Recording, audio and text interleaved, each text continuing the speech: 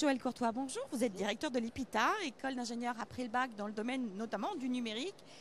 École qui a la particularité de proposer le dispositif de la deuxième rentrée. En quoi consiste-t-il?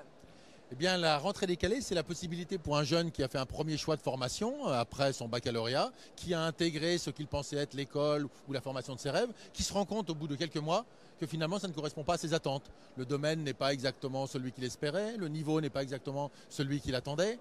Eh bien, plutôt que d'attendre une année complète avant de pouvoir réintégrer la formation qui lui convient mieux, la rentrée décalée, c'est la possibilité dès le mois de février de reprendre des études.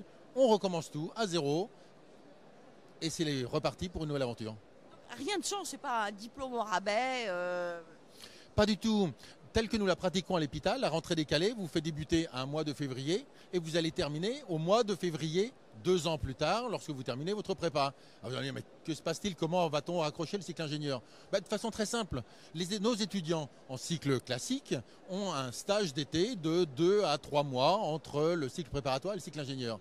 Ceux qui rentrent en rentrée décalée vont avoir la possibilité d'avoir un beau stage de 5 mois avant d'intégrer le cycle ingénieur et ils auront même leurs vacances entre les deux. Alors comment procéder? Il y a un concours, à l'instar de ce qui se passe pour les rentrées de septembre par exemple? Alors, il y a des épreuves. On n'est pas exactement sur le format du concours puisque nous allons recevoir des candidatures au fil de l'eau. Les premières sont déjà arrivées. Nous sommes début novembre, donc les premières candidatures se manifestent. Et jusqu'à la fin janvier, nous allons recevoir ces candidats, leur faire passer des entretiens de motivation. Vous le comprenez bien, nous sommes sur quelqu'un qui est parti sur une première voie et qui a envie de se réorienter. Qu'est-ce qui ne lui a pas plu? Qu'il ne refasse pas la même erreur. Et qu'est-ce qui va lui plaire chez nous? Qu'est-ce qui va lui garantir le succès? Il faut que cette fois-ci, il soit là où il est vraiment bien. Donc, entretien de motivation, vérification, comme pour tout étudiant, du niveau scientifique et du niveau de langue. Et puis, si tout est favorable, il peut intégrer cette prépa décalée. Est-il possible d'intégrer votre école en rentrée décalée si, par exemple, on a raté le concours en mai?